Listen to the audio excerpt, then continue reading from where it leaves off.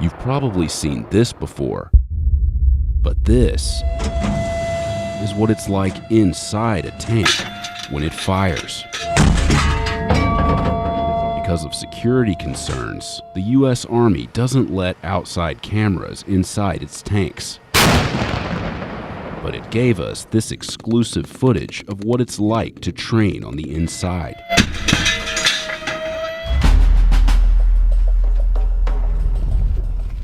These soldiers are training to be tankers in the U.S. Army. And even though the U.S. has used tanks in combat for over a century, this generation of soldiers could have a unique advantage. These two triggers are to shoot.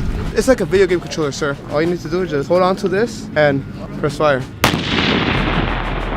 Video games actually helps because when you're inside, you have certain controls for operating the gun called Cadillacs, and it's basically like holding a controller. As soon as they get in that gunner station, they hold on to that, it's already familiar to them.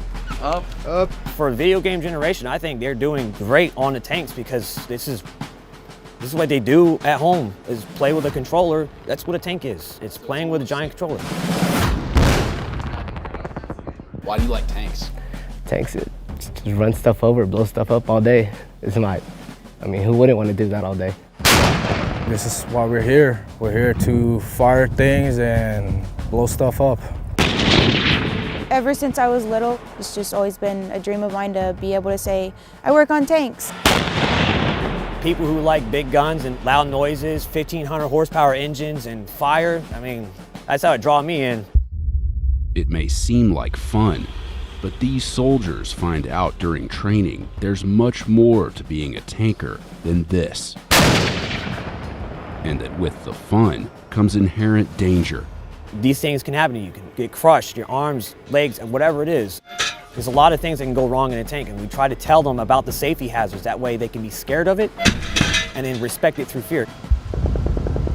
Inside the armor school in Fort Benning, Georgia, Army soldiers train to fight with this, the M1 Abrams battle tank. Nicknamed the Beast, Dracula, and Whispering Death. That is a 70-ton hunk of American steel, and it is crazy to think that one of us can get behind the wheel of that thing. Along with tankers, the armor school trains cavalry scouts. Known as the eyes and ears of the battlefield, they train with grenade launchers and anti-tank weapons. Armor is basically the term that the United States military uses for when it comes to any kind of mechanized force. Our main goal is force on force with armor on armor. Scouts and tankers were the armor community. Place your weapon on platform 5. All enlisted armor soldiers must complete 22 weeks of one-station unit training. Put on safe, knucklehead. After 10 weeks of basic training, trainees go through 12 more weeks of advanced instruction. Go, dude. Base pay starts at about $22,000 a year. Insiders spent 4 days inside the armor school, where we saw different groups of soldiers at various stages of training. Once inside Fort Benning, it's about a 45-minute drive to Hastings Range, where soldiers train to drive the tank and use its weapon systems, including a 120mm cannon and mounted machine guns. So what are a few things after watching the video that you guys noticed you did wrong? When I needed to save the gun on the last shot, I missed the handle. You gotta shoot low, see where your bursts are hitting, and then walk it up. Yes, sir. Yes, sir. Growing up, I feel like a lot of kids play video games, they see the tanks in the games, and it's everyone's dream to be inside of a tank. But being on top of one, being inside of one is a completely different feeling. It was way better than I could have imagined. It was amazing. But tanks emerged long before the era of video games, first used in combat in World War I. The U.S. Army transitioned its horse-mounted cavalry branch to a fully mechanized force in the Second World War. The lessons of World War II have taught American Army men the need for tanks, tanks and more tanks. But what we have now is the capability to take a tank on. During Week 1, trainees get an up-close look at the evolution of American tanks and those used by the enemy. So when that gun fired on a light aluminum vehicle, it was a religious experience because it bucked like a bronco. After decades of evolution, one tank emerged as the Army's weapon of choice: the M1 Abrams. With a unit cost of about $9 million, it debuted in combat during the Gulf War and remains the Army's main battle tank. It's manned by a 4-person crew: the tank commander, the gunner, the loader, and the driver. The driver sits at the front of the tank's hull. The other 3 occupy the basket attached to the tank's turret, which moves with the turret when it rotates. How does one drive a tank? It's a throttle like a four-wheeler. You're holding it, you throttle to go faster. Driving, I would say, is the easiest part of being on a tank. What was it like in there when you actually fired the round? Just like a really strong gust of wind hits you. There's some dust flying. I mean, it was insane. The smell inside the tank, that smell is just, you only get it inside the tank. You can never get it anywhere else. I can't explain it, sir. It's just, you gotta experience it yourself. Do you feel safe when you're inside that tank? No, sir. No? Why? I don't have an answer for that, sir. Do you think because you know that anti-armor guns could take you out as well? Is that kind of why? Or? No, sir. Okay. When they get inside that and they see everything, it's daunting. It kind of scares them because there's so much that can happen. There's so many moving parts. These things can happen to you. You can get crushed, your arms, legs, and whatever it is. There's a lot of things that can go wrong in a tank, and we try to tell them about the safety hazards. That way they can be scared of it and then respect it through fear. And it helps them throughout their career and understand that, hey, I know what this is going to do to me if I'm in the way.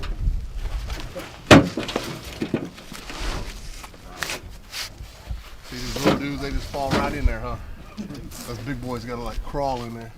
Before they operate the tank, they go over the proper procedures step by step. So the parking brake is set, correct? Go ahead and disconnect that and then put it back together. All right, so we're driving around, also there's a fire. What's the first thing we do? We turn towards the wind. You ain't gonna alert nobody? You just gonna start dipping out on them? No, sir. Okay, so what do we do first? They learn about the tank's features. Just like that. And its limitations. This way. Where's the bathroom on the Abrams? Sir, there is no bathroom on the Abrams. There isn't a bathroom. No? No. There's no restroom in the tank. Like, everything inside the tank is meant to destroy the enemy and continue the mission and finish the mission's intent. Where's the bathroom on the Abrams? In the bottle. Yeah? It's a bottle. There's no bathroom in there. If you gotta go, you gotta go.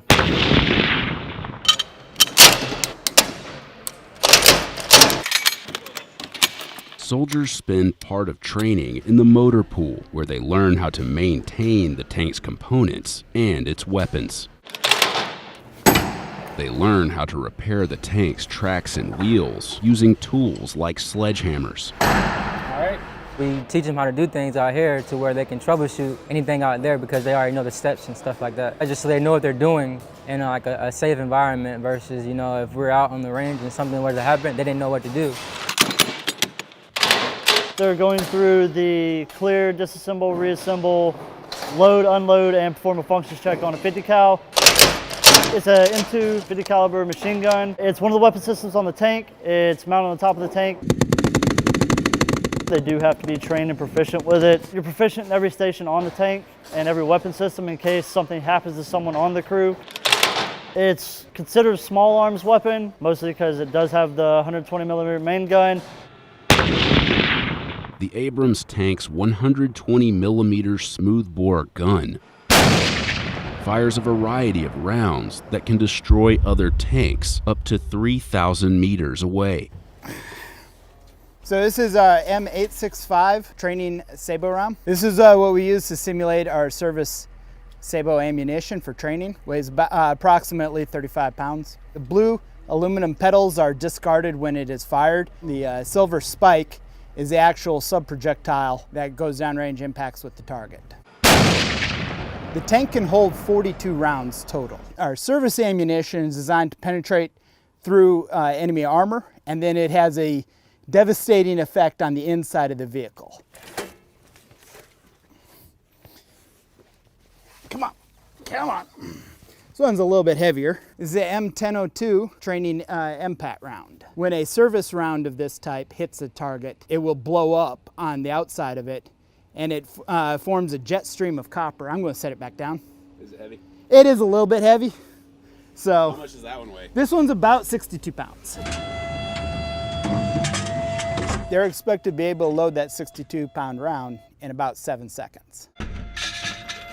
The rounds aren't light. When loading, you have to be fast and efficient. How have you trained physically? A lot of push-ups. That's a movie, not a picture. Female soldiers became eligible to train for combat arms positions in 2016. Today, about 4% of the soldiers training in the armor school are women. There are mostly male soldiers. I wasn't expecting a lot of females to be here when I first showed up. I expect the same treatment that the males get. Do you feel like you've gotten that? Yes, sir. Among soldiers training to be cavalry scouts, the percentage of women is even smaller, only about 2%.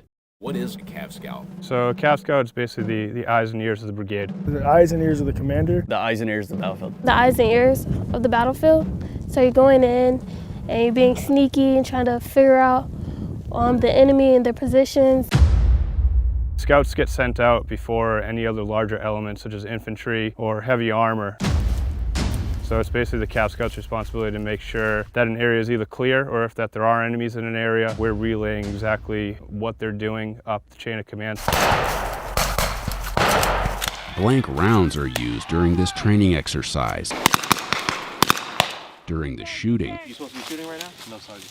Why are you shooting? an instructor alerted this soldier that while he was aiming toward the enemy, his fellow soldiers were in the path of his rifle. That's bad, and that's something we got to stop right away. You get the adrenaline going, you kind of zone in on one thing, you get the blinders put on. In a training environment, that's absolutely when you want to do something like that, so it can be corrected and fixed. I had never fired a weapon before I joined the Army, sir. Really? No, sir. No hunting or anything like that? No hunting, sir. It's definitely become more familiar and normal. It's just basically a part of the uniform at this point. Cav Scouts get hands-on experience with even more powerful weapons, like the M320 grenade launcher, which attaches to the M4 carbine, and the AT4 rocket launcher. The reason why scouts are learning how to utilize this weapon system is because we would need to be able to destroy enemy armor vehicles. Tanks, definitely a civilian vehicle would not stand a chance against this. The AT4 is a single-use weapon. After it's fired, it can't be reloaded, and each live round costs about $2,000. That's why soldiers in training learn to aim and fire it using 9mm bullets. Loaded. Although the soldiers don't fire live rounds themselves, instructors demonstrate what the AT4 can really do. Clear.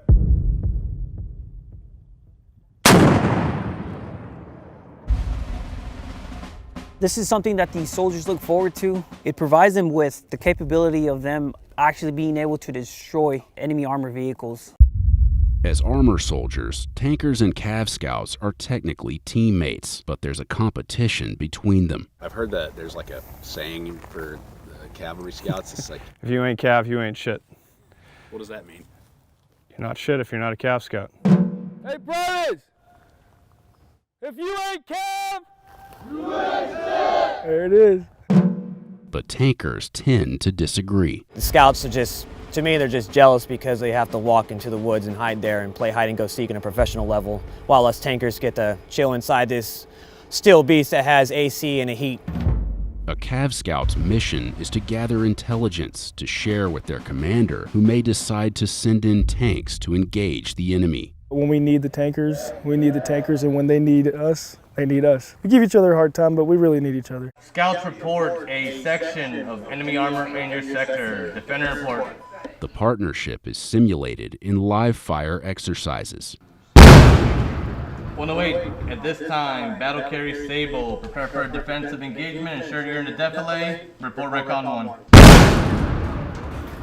Target. Instructors observe and command the soldiers from a tower overlooking the range. 108 and 103, updated air and barrel follows. Thermal cameras show the targets more than 1,000 meters away. Target. I'm giving each individual tank the proper commands of what to expect, what they're going to shoot, when to move. It is my job to ensure that the tanks are identifying and engaging the proper targets. They could be deploying to Korea or Kuwait or Europe. It could be anything, and we just tell them, hey, you need to be prepared mentally, financially. Make sure you talk to your families and all this, and just be ready for anything. As soon as you graduate, you're gonna hit the ground running. It feels great knowing that I'll be able to go out and serve this country one way or another. It's a little scary knowing that I might be going away from home, but I know my family will be waiting when I get back. I never thought that I would make it this far, and my battle buddies kept pushing me forward, not letting me quit, and it pays off in the end a lot. They change a lot in terms of like their discipline and their camaraderie with everybody. And you know, in day one, they don't have that. They've never built the brotherhood with each other. But at the end of the day, they know that they have to work together, because that's what we do in the United States Army. Like, we have to work together, because without that, like, we're nobody. Tell me about these boots here. I've never seen anything like them. During the Battle of Bulge in 1945 in Germany, and the infantry were out there in the muck, and the tankers were inside the Shermans, and it was so cold that the boot laces of the infantry were breaking. So the tankers took the boot laces off and gave it to the infantry. We took our belts off, put around our boots, leather straps. But most importantly though is boot laces are flammable. Leather straps are not. So having the least amount of flammable items on you while inside the tank is where you want to be at. Are they comfortable? Oh, this is all I wear. I don't wear any other boots. I'll ruck in them, I tank in them, I do everything in these boots.